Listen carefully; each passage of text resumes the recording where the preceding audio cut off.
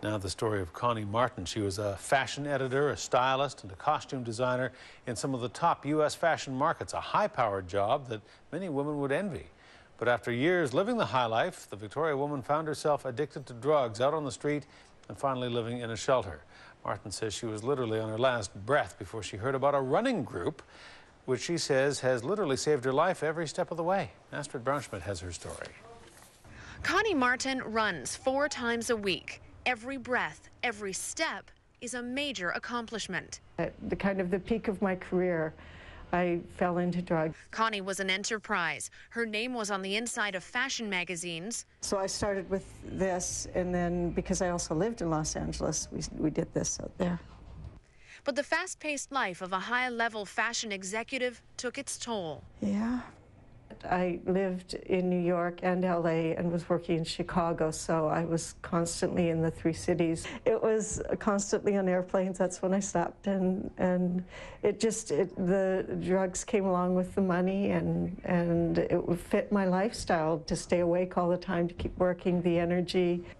10 years of addiction, 2 unsuccessful bouts of rehab in New York and Los Angeles, and Connie ran away from it all. She came home to Victoria. I had become so sick I couldn't walk. I had lost my voice for about a month, 6 weeks in my recovery. I had died, basically. I was at my last breath. In a shelter, barely walking, she heard of Kool-Aid's Every Step Counts program, a running group that helped Connie focus on her body and her soul. The mental rehabilitation, the physical rehabilitation, I really owe to this program. Step by step, she crossed the bridge, leaving the drugs behind. It saved my life, and every day I am so thankful. I wake up now and I have a sense of accomplishment, and I'm thankful. It's been difficult, but the reward has been so overwhelming.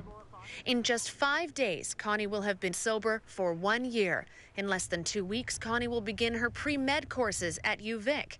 And in October, she'll run her first marathon. At the very bottom of my being, that I am so proud of what I've done this year. And so are the people who have watched her begin this journey. You're welcome. Amazing. Connie may have a long way to go, but she proves every step counts.